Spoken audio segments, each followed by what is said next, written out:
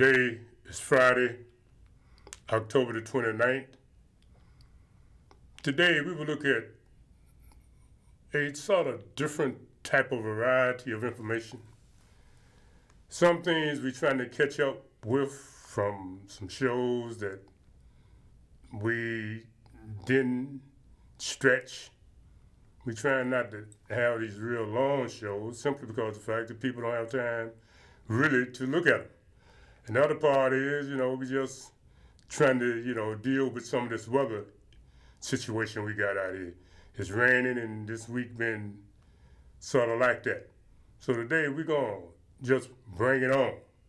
But there are a few things we want to look at. And one of the things, I'm going to mention it, but that's not the order we're going to start. The city council approved the budget last day or so. And I just want you to think about that until we get to it. Think about all of the COVID money they say they're using.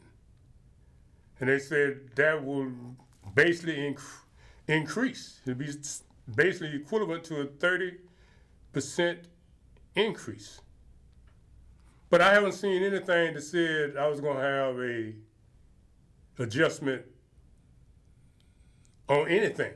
Taxes, potholes on my street, nothing. But the Ottomans appeared to be very elated. They just like kids on Halloween or Christmas. Man, they so proud. But we'll let you look at the video and see that. But I want you to just think. They talk about everybody got something. What about the voters? What do we get? Huh? Then you're going to see about that camera. If you got all that money, then you can stop penalizing and punishing people. One man responded to the piece about the thousands of camera tickets being tossed out. With this new system, there's some type of, they're always blaming the humans now, human error. Don't matter, the poor person that you gave that ticket to, and he just have to assume that you telling the truth that he was 6 miles over the speed limit. Now you got all this money, but you're still squeezing the hell out of us. All right, brother, let's get started with this. I don't want to get too far off track. Hey, do you know where the term Mexican comes from?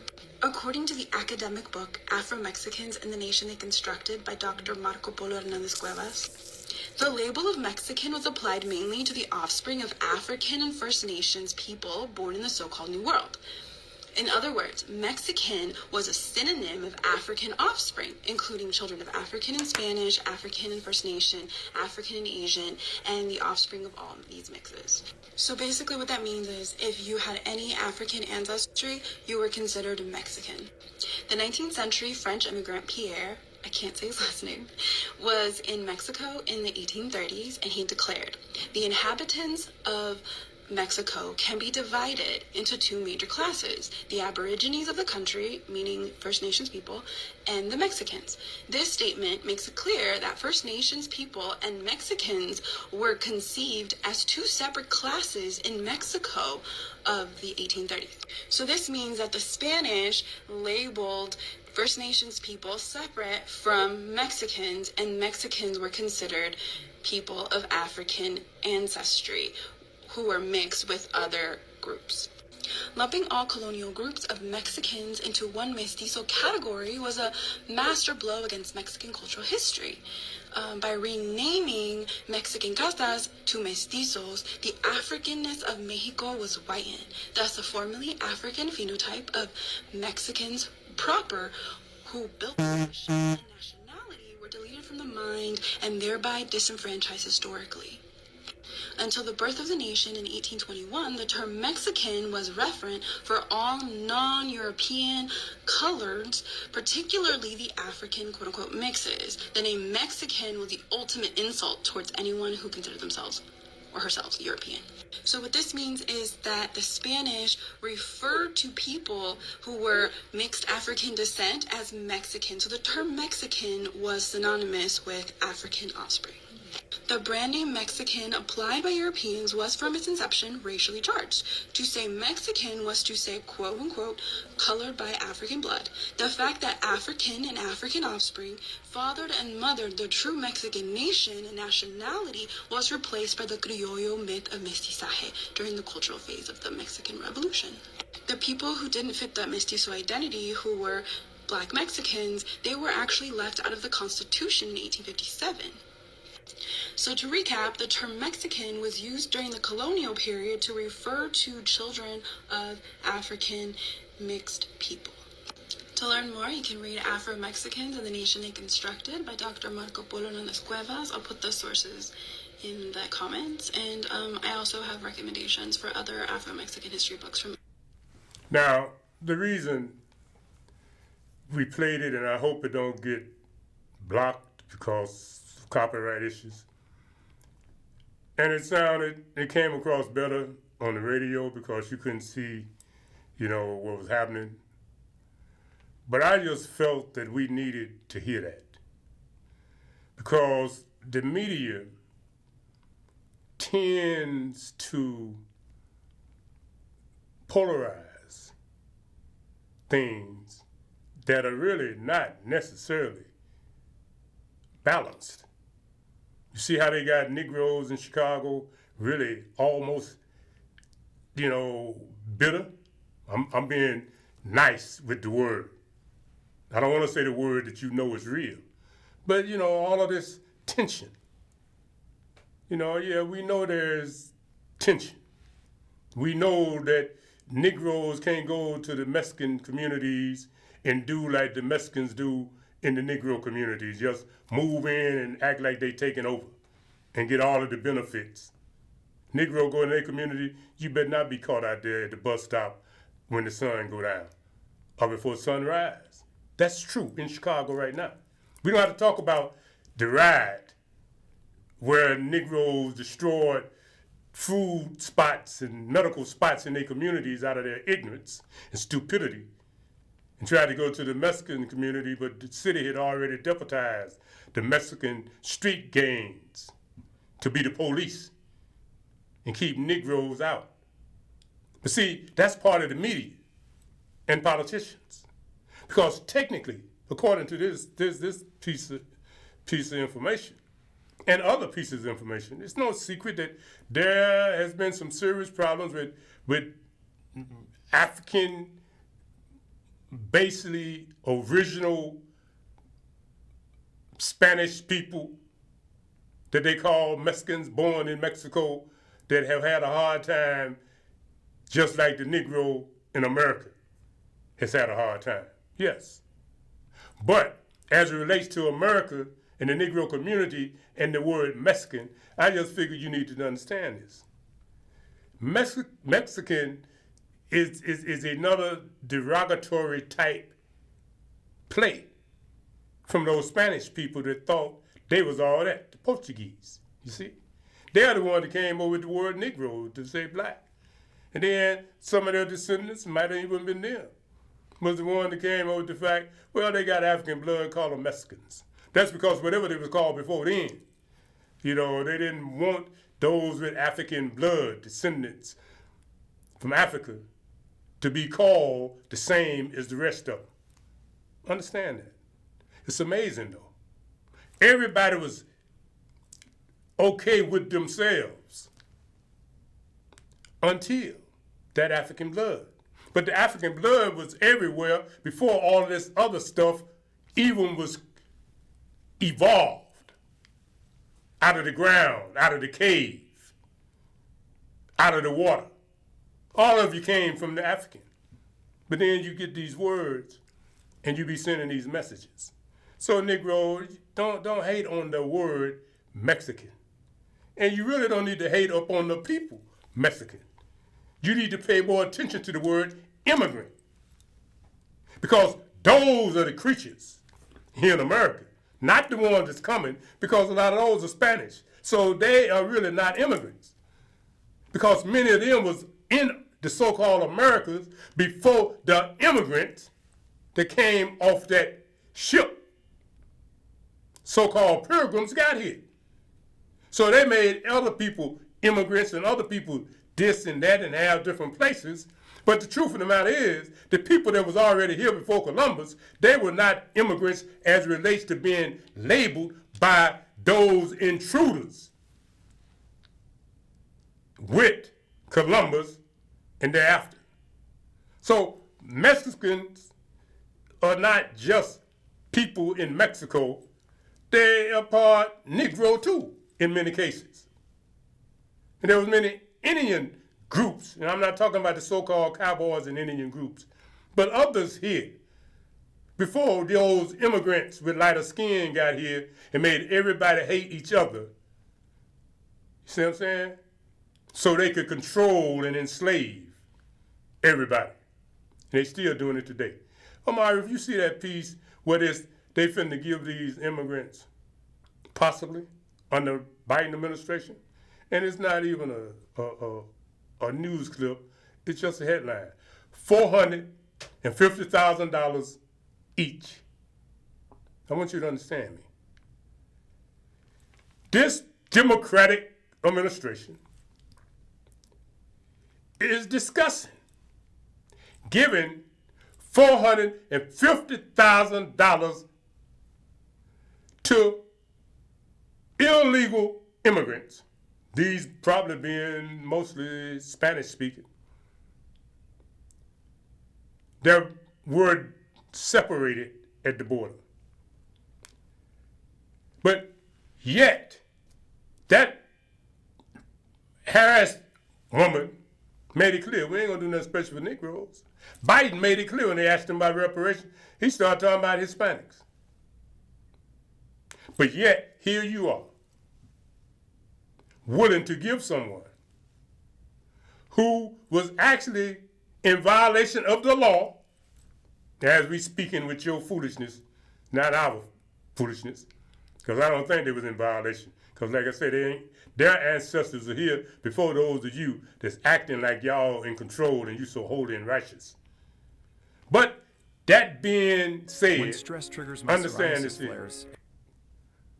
That's a lot of money for somebody that was breaking the law, for somebody that was separated. But it don't matter.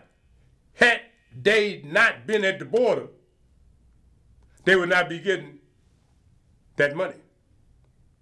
But yet, descendants of slaves here in America, damn near 400 years of slavery, you don't want to give them $450,000 a head. You don't.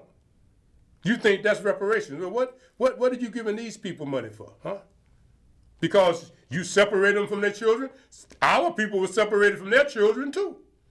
Not only during slavery, but during recent times when you told the woman that in order to get services from tax dollars that Negroes are paying into, she had to kick out the man. The man had to be separated from his family in order for the family that was in need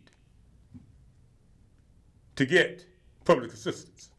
But now not only are you bringing Afghans, you ain't even seeing them as part of what we're talking about on the southern border, and you're going to give these people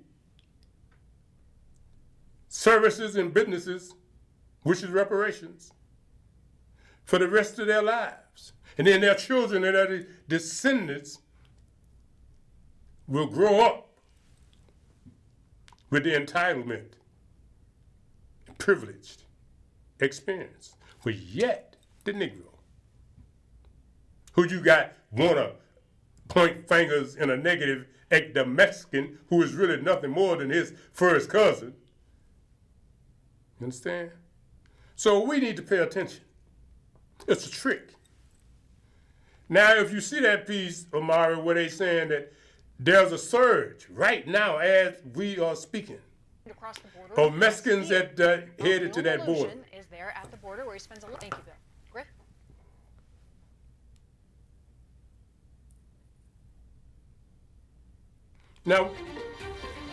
Now, while this is clearing itself, I want you to hear this. So far this year, there's been 1.7 million situations with alleged so-called illegal immigrants down there on that border. Now, you know, I don't know what was happening at the border when Trump and them were talking about the wall. They've detained a record 1.7 million migrants trying to cross the border in the past year. Our Bill Malosian is there at the border where he spends a lot of time with more on why so many are coming. Bill, to you. Molly, good afternoon to you. We currently have a massive migrant caravan heading our way right now, and it looks like they're not letting anything get in their way. Take a look at this remarkable video just shot a short time ago out of Tapachula, Mexico. Thousands of migrants in that caravan just pushing themselves through a roadblock set up by the Mexican National Guard and Mexican security forces, tossing those Mexican soldiers aside like rag dolls, like a knife through butter, just pushing right through them. Again, thousands of these migrants in this caravan heading north towards the United States. Take a look at this video from earlier this morning when that caravan initially started marching. Again, they are leaving Tapachula, Mexico, down in southeast Mexico. They're currently heading towards Mexico City, where they're going to be grouping up and then heading towards the U.S.-Mexico border in an effort to get here into the United States. Reports are this is an extremely well-organized migrant caravan, the leader of which has said the Biden administration is essentially enticing the migrants to come to the United States with their policies. They had banners that said Joe Biden for all.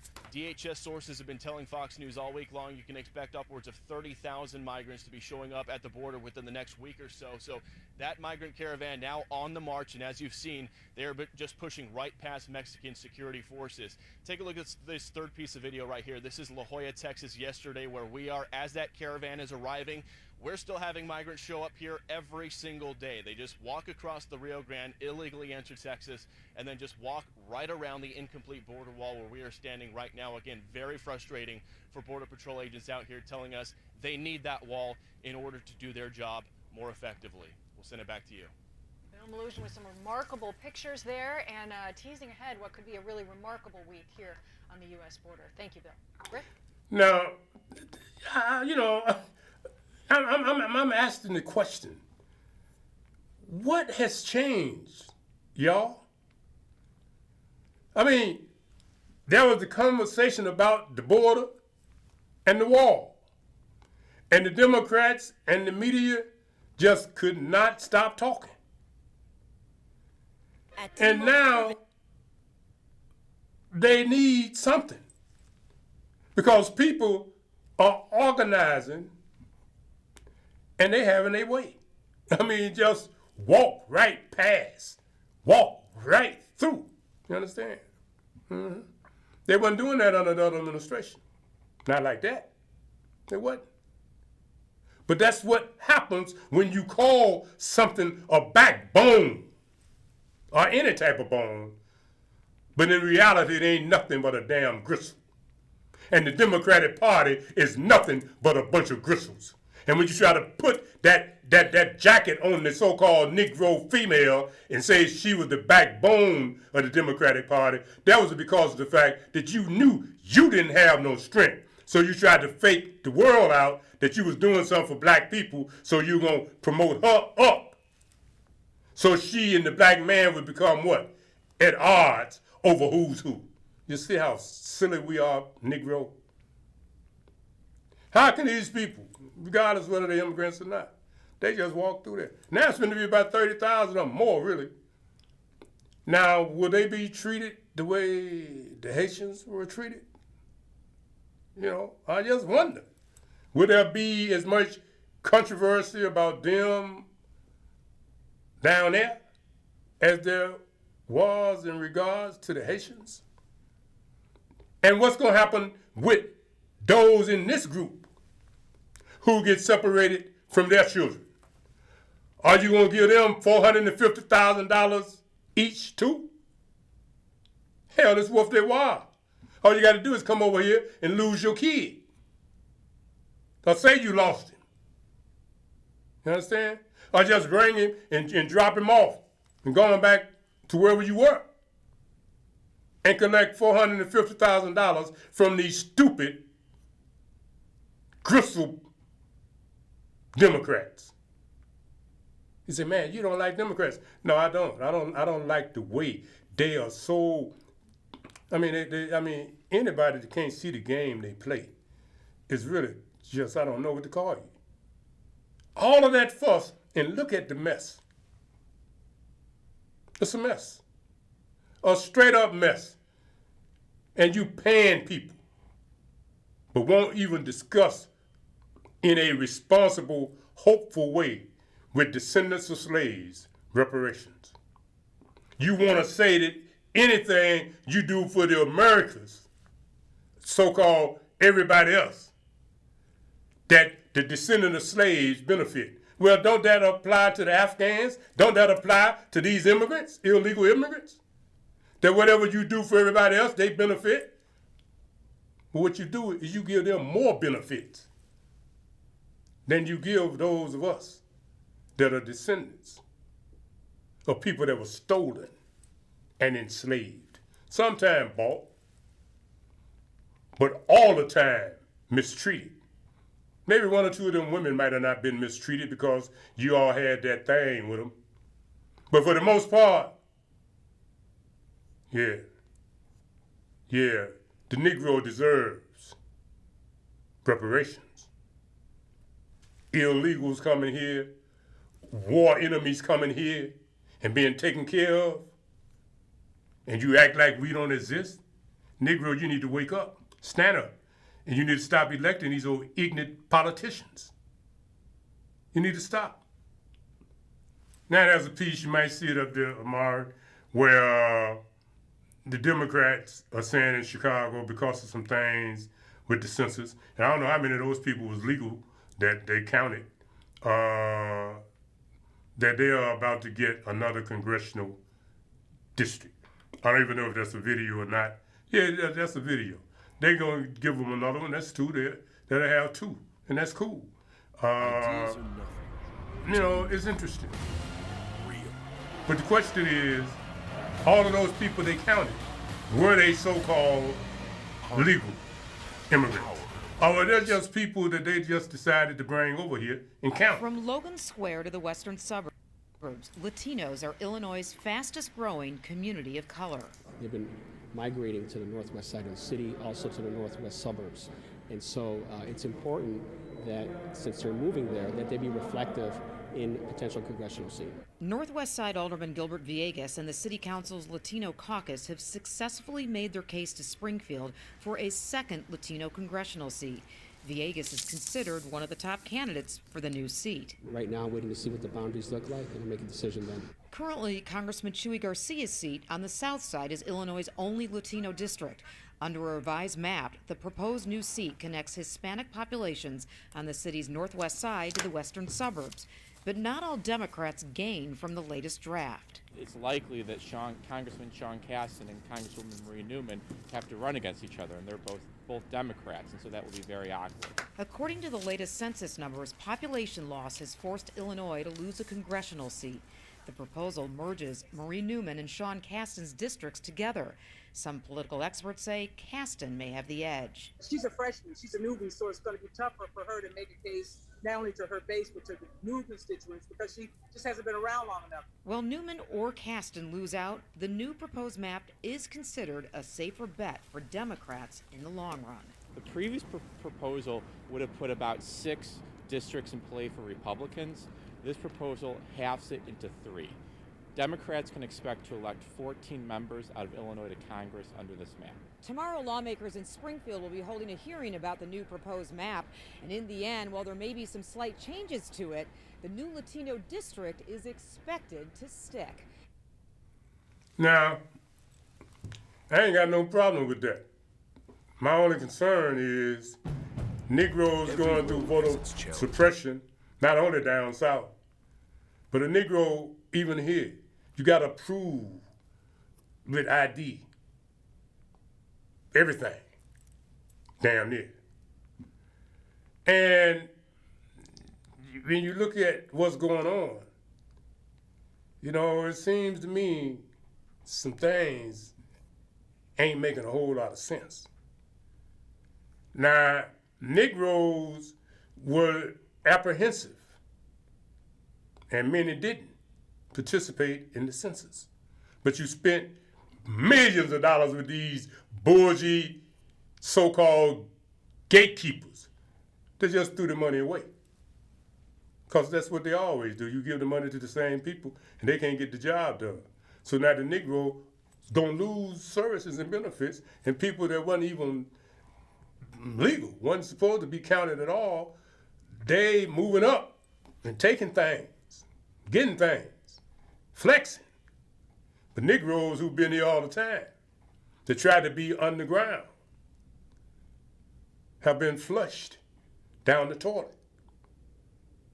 And then you all want to be quiet. It don't make sense, y'all. Can't you see? See, can you find that piece, Amari, where these same Latinos, now they calling them Latinos now. They used to call them, but they didn't want to call Latinos and Mexicans and Hispanics the same. They wanted to distinguish the difference. Now they done added Latinx and some other stuff. But right now they want to combine everything to minimize the influence or importance of the descendant of slaves. Can't y'all see that? Can't you see with your ignorant behind, stupid behind, you talking about people of color, and they bringing together everything that's colored and using Spanish as a reference or some other language, as long as it ain't so-called Negro English and Negro profanity, which has become the first language of the Negro. Everybody just use those old profane words. So what's happening is everybody else, people of color, are uniting. Real, true brown people that don't have the natural melanin tone of brown that the Negro have. They are uniting with other people that they can call of color. And the only one that's talking this insanity, black and brown, is the descendant of slaves here in America. They got suffered, dogged, mistreated, killed in all type of ways. When are you going to wake up? You understand? Now show this piece about the leader of this fraction of ottomans that's talking about getting some balance to City Hall and the power grid. You see that piece, Omar, where these ottomans are asking to repeal some of the mandate power that Lightfoot has declared herself to use executive order or whatever, privilege, whatever they can do, to do whatever she want to do. Them Latinos said, no, we ain't going. You see that piece? Well, why are you looking for that? That piece should have been from last week. You know, y'all need to pay attention. They say, no, we waking up, we coming out of the stupor. But yesterday, maybe you can find this piece about the budget thing yesterday if you don't find that one. Yesterday, everybody seemed to be satisfied. Today, two Chicago aldermen took steps to repeal Mayor Lori Lightfoot's COVID-19 vaccine mandate. It's through an ordinance that would ensure that any policy that puts city employees on a no-pay status gets full approval from the city council. Anthony Ponce has the story. This is a draft ordinance that would repeal the mayor's vaccine mandate, and also for any future similar mandates, it would require full city council approval. Not surprisingly, the mayor today came out fiercely against it. It's foolishness, and I'm going to do everything I can to stop it. Mayor Lightfoot tearing into 23rd Ward Alderwoman Silvana Tabarez, who filed an ordinance this morning designed to check the mayor's executive power when it comes to mandates. Let me tell you something. The mayor does not get to pass laws on her own. That is why we have the city council. I would like to give a huge shout out to Alderman Silvana Tabarez. Not surprisingly, an ordinance curtailing mayoral power has the full support of FOP President John Catanzara. This is not government control right now. It is dictator control. When one person is putting forth city policy and it is a golden edict that can't be challenged, that is a major problem. And honestly, I really don't understand a woman of color carrying the water for a guy who's demonstrated over and over again. He's racist, he's a misogynist, he's xenophobic, he hates immigrants and refugees. Tabarra has called the mayor's remarks divisive, saying that this ordinance is about good policy, not personality conflicts. I mean, she is the mayor, but these are our constituents, and they deserve our respect because they have been working throughout this pandemic. Tabarra still needs the support of at least a dozen other aldermen in order for that ordinance to move forward in the city council. Meantime, the FOP has filed a temporary restraining order asking a judge to both block the mayor's vaccine mandate and also order negotiations on it into arbitration. That effort is right now still pending. Anthony Ponce, Fox 32, Chicago. Now let me ask you something, because you know how sensitive you are. You see how the alderman presented herself as a politician? She didn't make it personal. But then you see how Lightfoot presented herself? See what I'm saying? I mean, you ain't even a politician. You just got in there.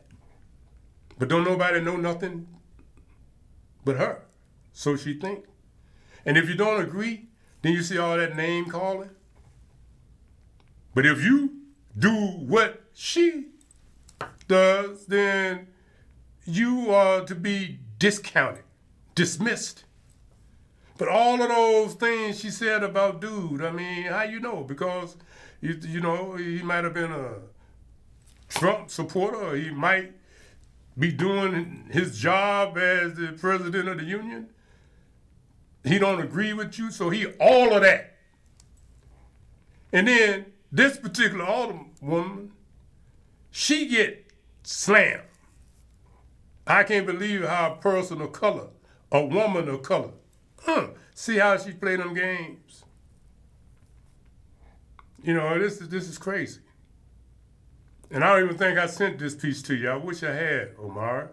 They did a poll.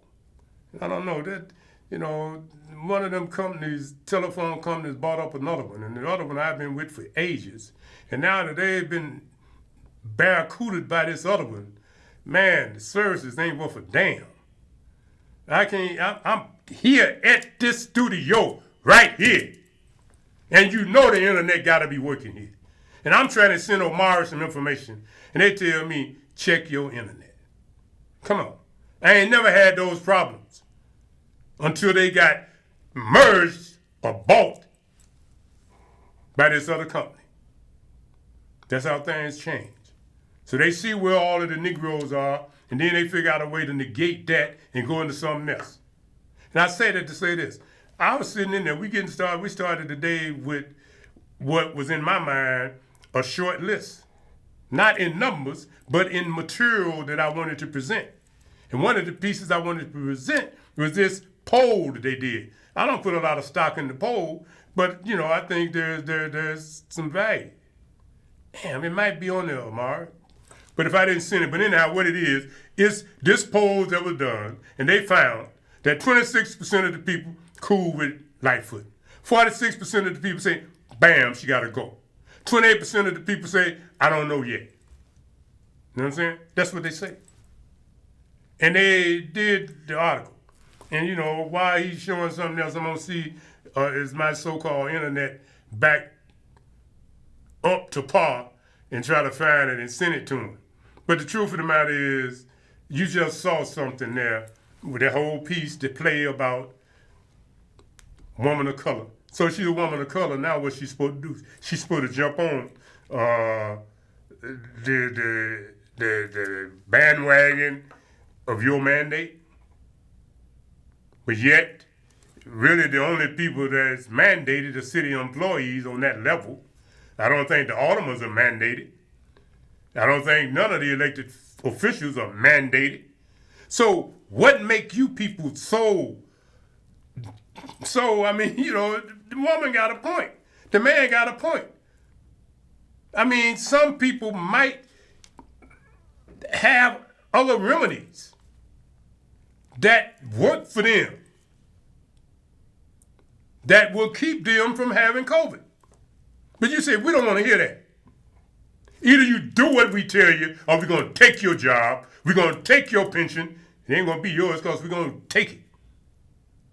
We're going to fire you. But now, some of those people that they praised were nurses, doctors, police, firemen, so-called first responders. But now personality has gotten in the way. And they're saying, we're going to fire all y'all because you won't do what we tell you. But some of those people have been working since the beginning of the pandemic, and they have not caught COVID. And they've been doing what they've been doing, and they feel that they can continue to do what they're doing and get through it. But you say, no, I don't even care if you say I will take the test on a weekly basis, once, twice, whatever you say. No, I don't care. I want you to take it and possibly contaminate your DNA, possibly create something in your body that will shorten your life in another way. Those are things that people should have a right to consider before they make their decision. But not under this administration. And it ain't just her. It's all over the country, these damn Democrats. But they keep acting like they forgot how they hated Trump for coming up with the initiative to push to get a vaccine. And everybody knew that it was probably premature compared to what it usually take. But now they making you take this thing that they said when Trump was in there.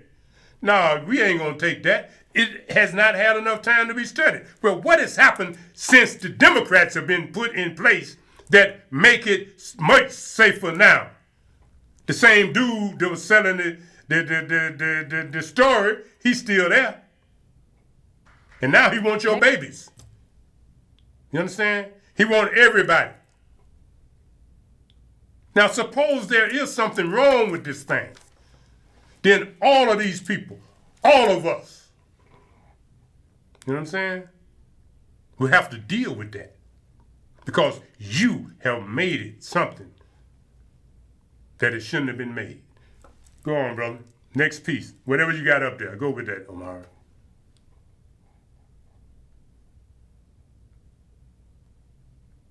Well, in the meantime, whatever is, maybe he did not hear me, but whatever is here, I'm going to pull off this list.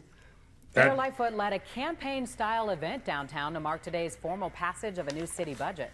It uses billions of new federal dollars to increase spending in virtually every category. Our political editor, Mike Flannery, has more.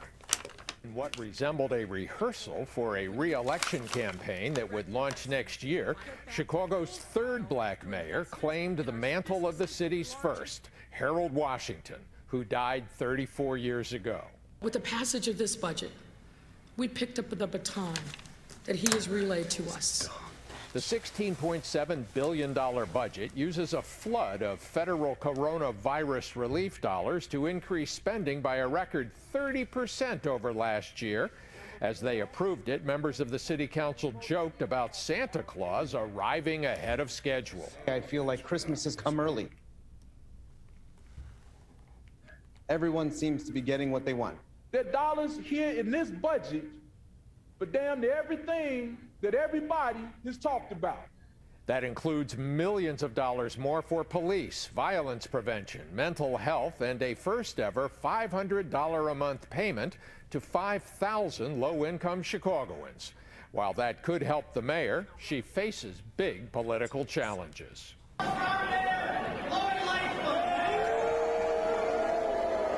Loud boos greeted her last weekend at an event hosted by the first union to endorse Lightfoot in 2019, Plumbers Local 130. As Fox 32 Chicago reported exclusively last week, a survey by Ogden and Fry asked if Lightfoot deserved a second term. It found just 26% of likely voters said yes, 46% no, 28% unsure. Obviously, we do our own polling, and so I have a reason to be skeptical about your numbers. There are some of you in the media who like to write my obituary, and they've been doing it since when I get sworn in. The mayor's next test could come at Friday's special city council meeting, called to consider abolishing Lightfoot's requirement that city workers must report whether or not they've been vaccinated against COVID-19. I'm Fox 32 Chicago's political editor, Mike Flannery. Well, thank you, Amari, for finding that. I needed that to come out of somebody else's mouth other than mine. I don't have no horse in this race, but I'm able to see from the sideline that, you know, this race is turning into something else. And I think, you know, we just need to pay attention. Politics is what it is. But under this situation we're looking at now, and the way things are, it's just ridiculous. I mean, things are so far out of balance until somebody gotta do something. Because if you continue to let things go like they are, and you have situations like yesterday, you could hear it in the ottoman voice, just like a little damn kid. He's so elated. We all getting our toy. We all this. So now she go treat you like you the mess that you are. You know what I'm saying? You have to be quiet. Because what she's done is bought you with federal money that was supposed to be for Corona. But you all have cut a deal and doing everything you want to do with it other than taking the weight off of the regular citizen. You see? But that's what the Negro community love. They love to celebrate what other people do if they think other people have power and influence. But the reality is this. That $500 a month, that's cool if the right people get it. And they say today, Friday, you know, the applications will start being distributed. But they also said, talking about the union, police union, that less than 500 people, or around 500 people, might have took the police exam or applied.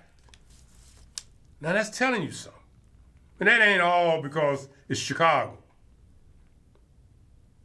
It's just that there have been parties in society that have manipulated and exploited the confusion.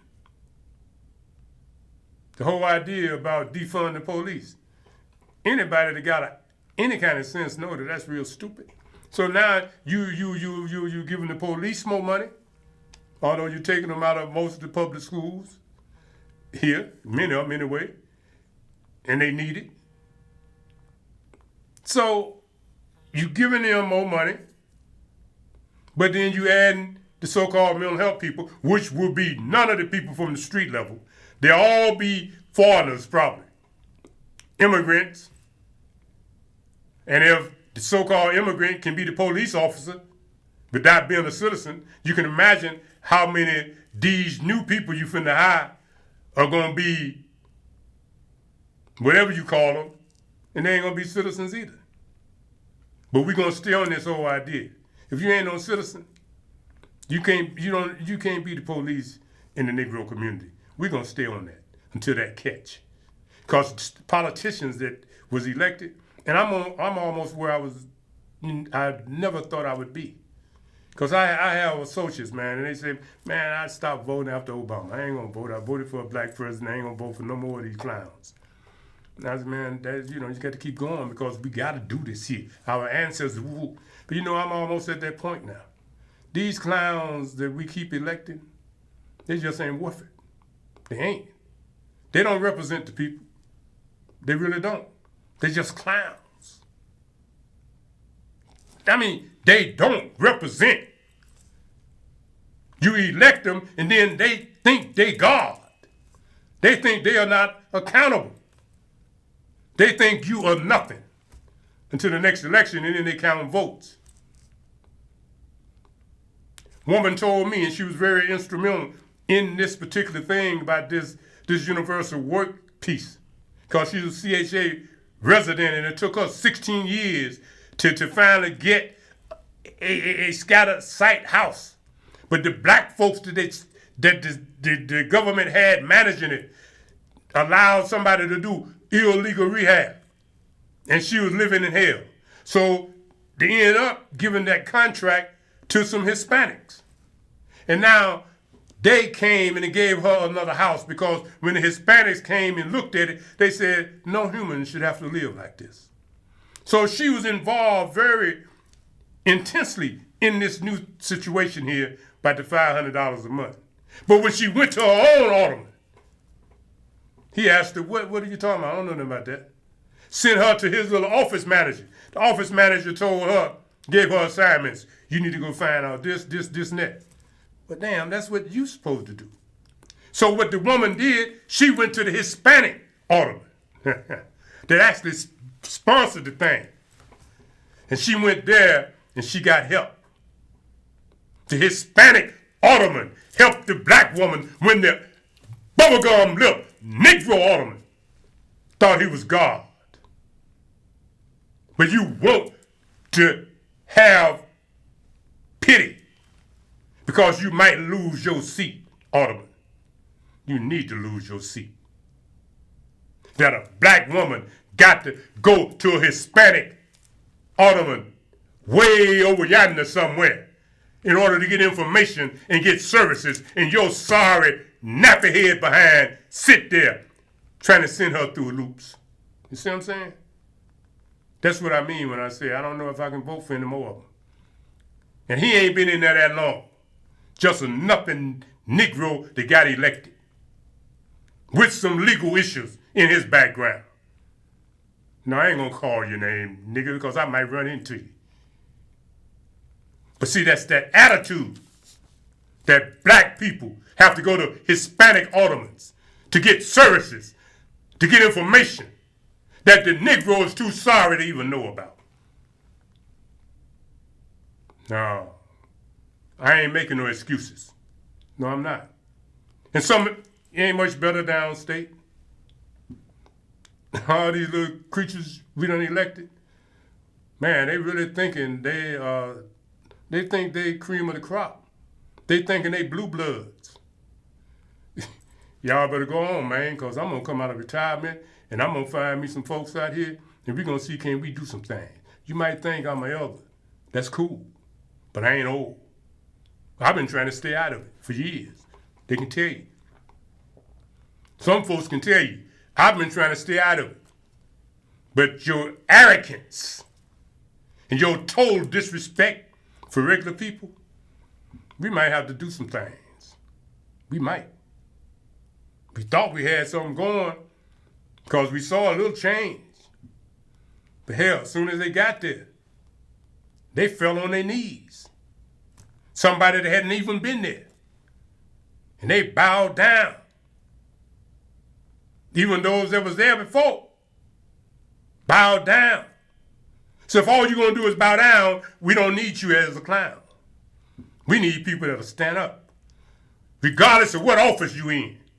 And anybody listening to what I'm saying, start thinking about it. If an alderman won't stand up for you, if an alderman is not doing something in your ward, you need to start organizing right now against that alderman. They just infuse the budget with all of this federal COVID money. And that's why they're trying to make you do what they want you to do. Bend your will. Or if they was doing this under the Republican administration, boy, the media would be talking crazy. Everybody be talking crazy. Something else that we don't have for you, but you ought to check this out. You remember how Trump had put money into the Negro colleges? Well, from what I understand, I don't have the clip, but from what I understand, Biden administration has basically snatched all of that money back. Yes, he has. To fulfill their agenda. And now they're left a very small amount. I mean, so small that you wouldn't believe. Amount of money out of the money that Trump had already put in place to help these Negro colleges. Can you believe that? It's the Democrats that's been killing you, Negro. And now this dude done went in there, or his people went in there and took that money back to give to some damn Afghans or other immigrants that they want to be able to pump up the race appearance. Yeah, I'm talking to you like that. Now, I don't even try to get this on these little platforms, because this one boy, he changing his whole thing from Facebook to Meta or something, going around with this infinity symbol. Oh, I mean, what's up? Because he think he God too. And I bet you check with Gates, him, and all of them that think they God, you're going to find out a whole lot of stuff that's happening with these politicians. Those politicians are there to serve those people that are doing the things and controlling the people. Now, Amara, then we're going to start winding down so we can get out of here.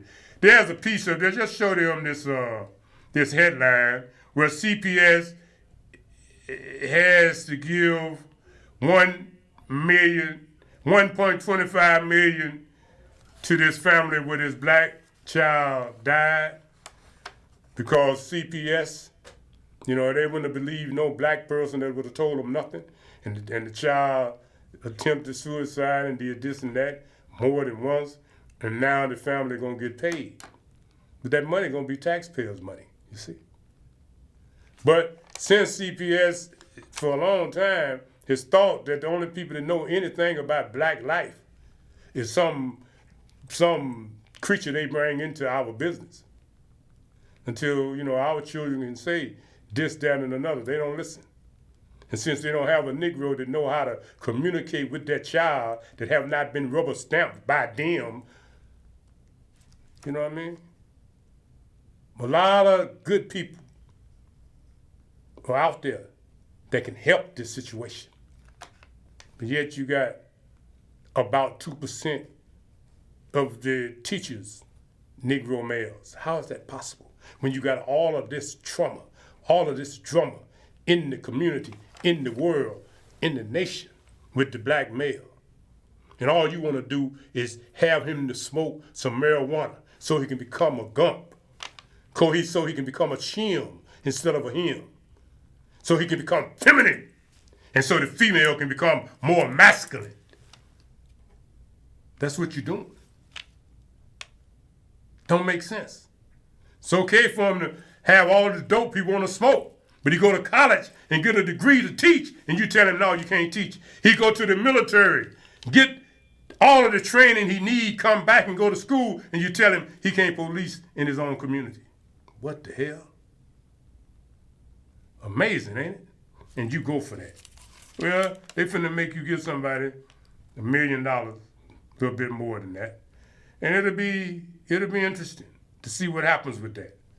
Now, show that piece, Amari, and it's early in the game, where these white folks, the school board chaos, NBC, because it's a follow-up on the piece we did last week where they beat this man down because his daughter got raped by this creep in the bathroom faking to be a female.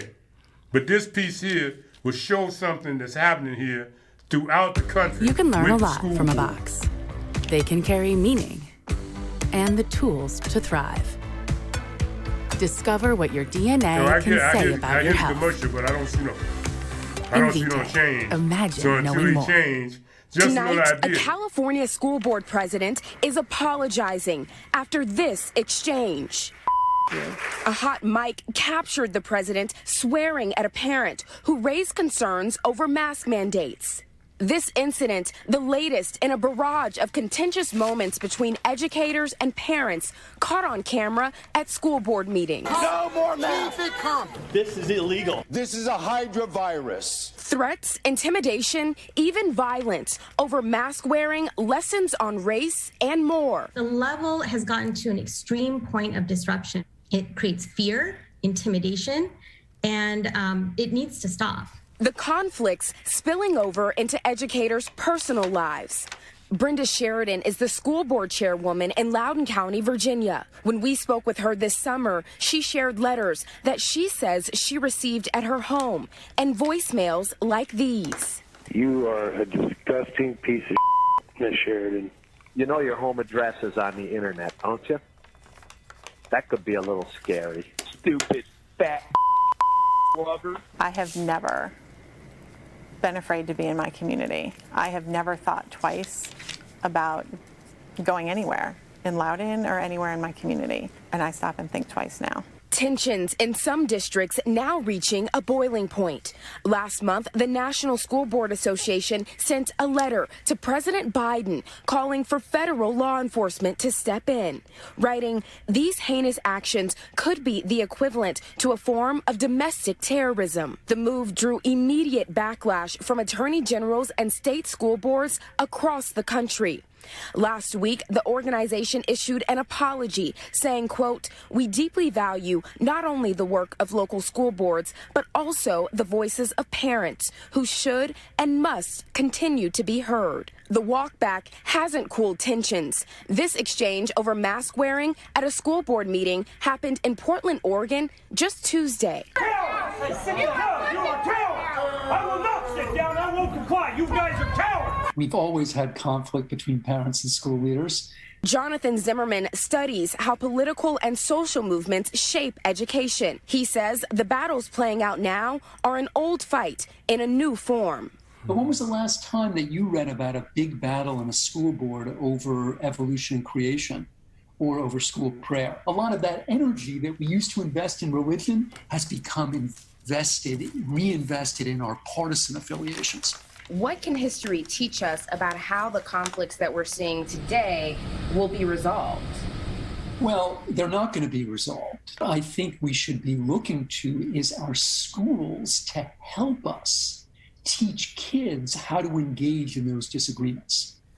All right, Priscilla Thompson joins us now. And Priscilla, I was asking, how much of this is new and how much of this is everyone has a camera, there's social media amplifying everything.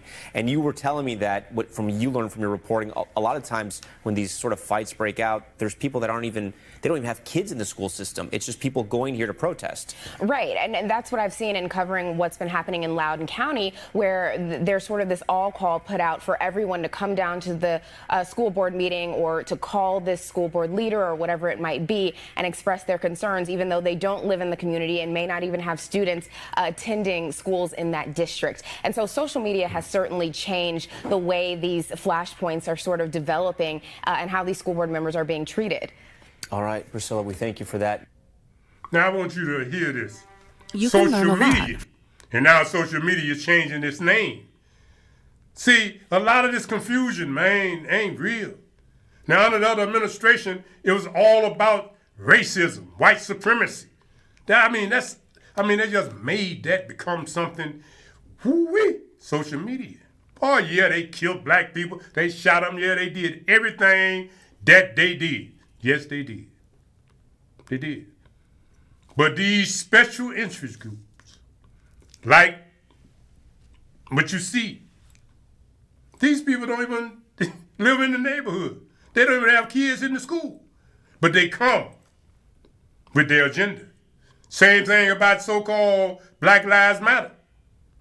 Only when the police do whatever do you hear about it. But they don't live in the community. They come from somewhere else.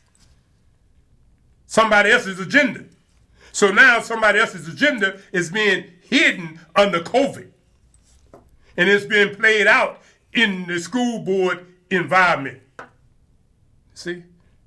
And used under these initials. That LGBTQ and whatever else they done added to it. That allows people from what they born as to just declare, I'm this. And somehow everybody's supposed to just accept that and let them just go in and rape your daughter. Now you know that don't make sense. Makes no sense. But somehow, under the Democrats, that's what they're using. But when they were in power, what they did is they wanted to target the blacks. So they talked about racism. They talked about white supremacy. And they painted Trump like that. But before he got in office, those same Negroes that they was able to sway against him and get to call him a racist, they loved him. They was at his parties. They was sitting in his lap, doing all type of stuff. But the very one that told you he was a Klan, that told you he didn't like you, that's who the media sold you. That's who you embraced. And that's who you have now. Find that piece, Amari, if you will, where they showing all of them ships. Where they got all of this supplies sitting at the dock of the bay under this administration. See, can you find that piece, Amari? I'm thinking it. I know I sent it. I hope you can find it. Where they said, I mean, there's so many, so many ships just sitting there, lined up.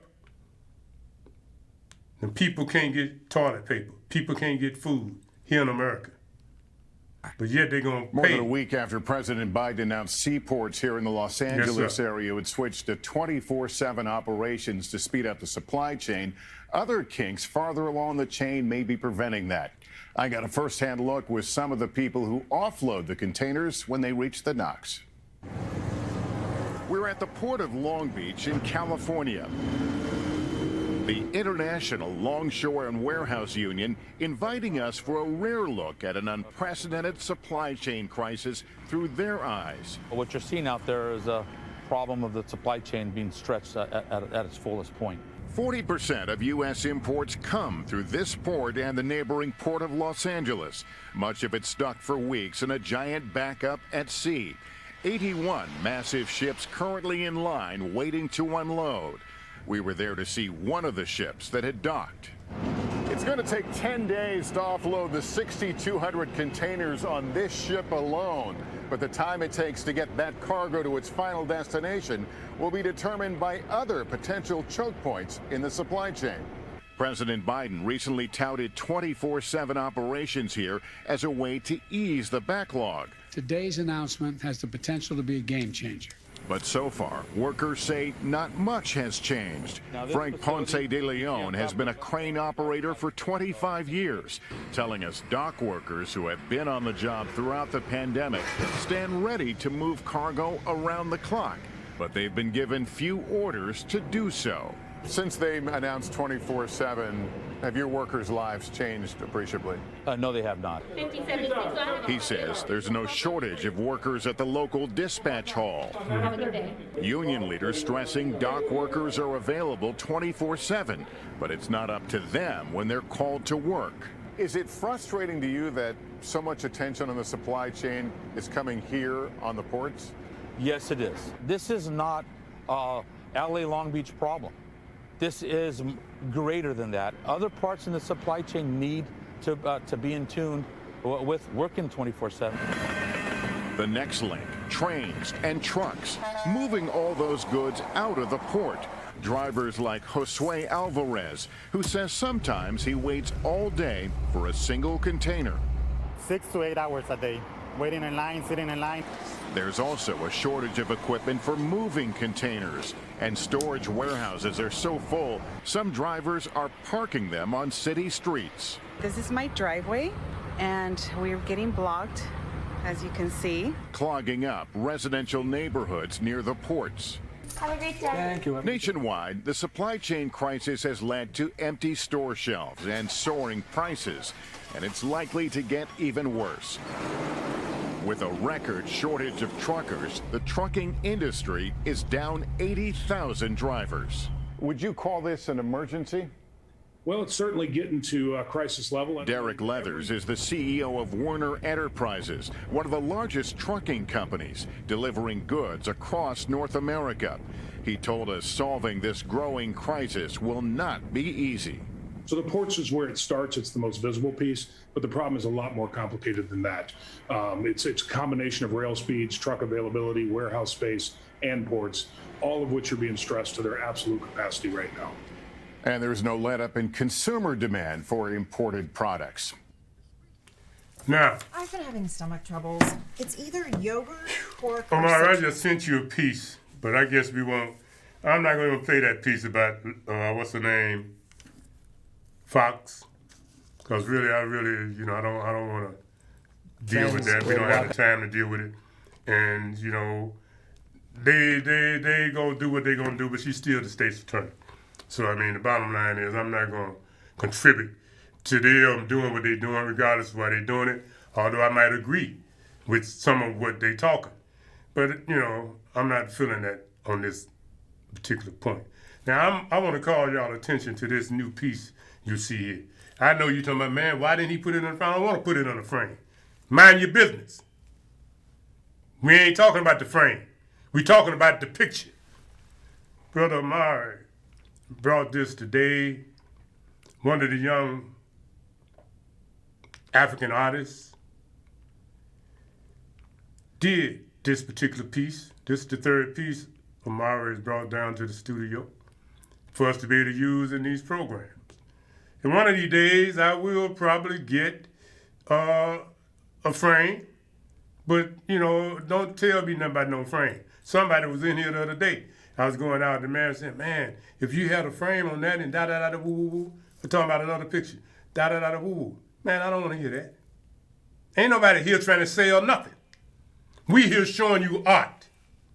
Somebody in Africa, art can be seen. You can see the beauty of that. So don't get distracted. I ain't the one. Say, well, why you even have to say that? I had to say it because I know how you think. Say, man, he sure is generic. Why didn't he get a frame? It looks so much better in the frame. I ain't trying to make it look better. Hell, when I got it, it was wrapped just how you see it. And I took it and turned the other, and now the canvas, yeah, that's big money on the canvas for the original painting, but I put another one of those pictures Omari brought on that side. So this is the back side that I put it there because it just came in here today. So I put it so you could see it. Yeah, I'm amplified, but it's beautiful. I didn't want it to wait till next week to be seen. I wanted you to be able to see the beauty of the art. It might not be in America. They might not have all of the resources, but they sure got some skills. You know what I mean? They use what they got. Look at her hair. Ain't no horsetail hanging down to behind her bottom. That's her hair. Look at how she holding that good top. She got soul. Where yours at? Huh? Where your soul? Amari, I want you to give us just a little piece of the piece that I just sent you because I want to say a little something about the president and then we're going to be out of here. Day 69. Welcome to Hannity, this busy news Friday night. 69 days, Americans held behind enemy lines, thousands of green card holders, SIV applicants, their families. We have no idea the exact number, all suffering in silence under Taliban rule. I know the rest of the media and Joe Biden have, quote, turned the page. We won't do that. Many are already dead. But during last night's town hall on fake news CNN, Joe Biden didn't make a single mention of Afghanistan or the men or the women and children and Americans and green card holders and allies he abandoned after 13 days prior, saying he wouldn't do it. Not a mention, not a question, not a word, nothing. Wow. Now, it's possible Joe doesn't even fully remember what happened in Afghanistan. That's way back in August, and for him, that's, 400 lifetimes ago.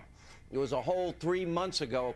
And let's face it, Joe Biden's not particularly doing well, and that was on display last night, that he is everything we've been telling you, a cognitive mess. Every day it seems to get worse and worse. It's scary. It's not funny anymore.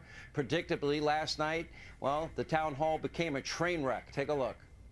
55 corporations, for example, in the United States of America, making over $40 billion, don't pay a cent. Not a single little red cent.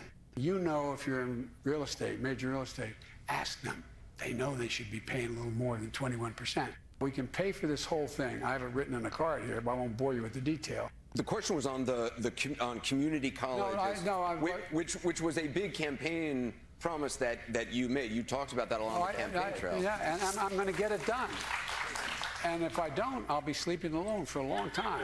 I'm going off to COP26 in Scotland, and in, I don't know, I guess it's 2 weeks or a week. I'm losing track of time.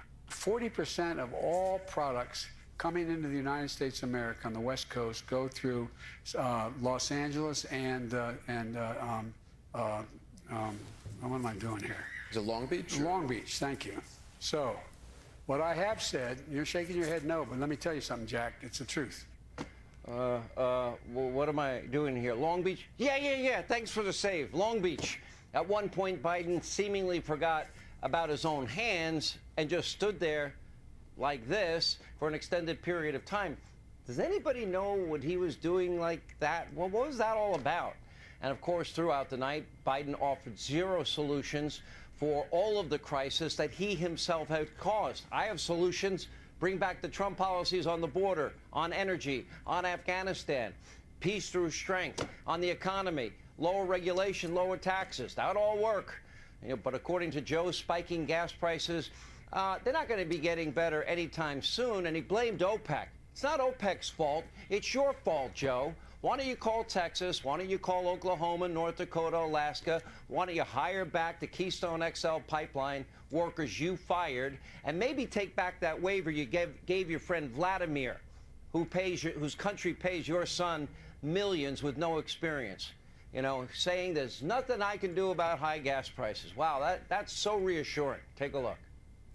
What about gas prices? Because some states are seeing... Gas prices relate to a foreign policy initiative that is about something that goes beyond the cost of gas. And that's because of the supply being withheld by OPEC.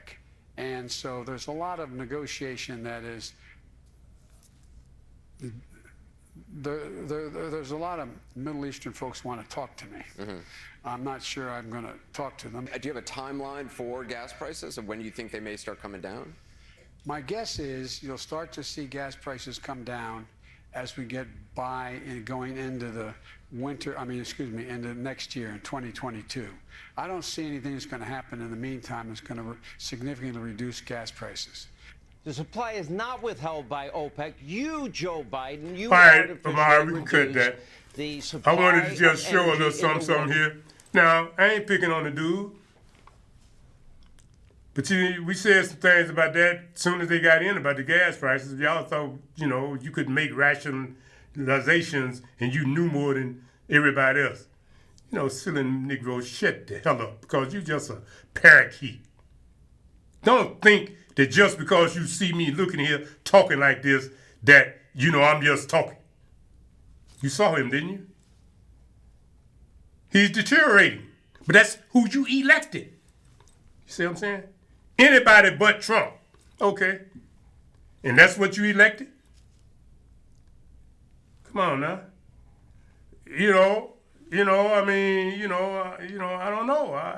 I hope he got the strength to be here. But you can see that that's what you, Democrats, thought was the best for this country at this time. And now you got all of those supplies sitting in the water. And the Democrats lying to you. The media lying to you what the problem is. But the people there waiting to work, ready to work. They saying, well, it ain't about us. We didn't, we ready to work. But the media and whoever those creatures are, they got a name for them. That's done infiltrated Congress. The same people that infiltrated the black community, talking about Black Lives Matter, but they didn't seem to think that Black lives also matter when blacks are taking black lives, not just when police are taking black lives. But that wasn't the point. The point was follow somebody else's agenda. So, but now that that's gone, they done sort of pushed that to the side, and now it's about COVID and how they can manipulate the food supply and everything to go with that. America here, and you got all those supplies, and you act like you don't know how to get it done. What a sadness. Till next week, alafia, peace, and good health.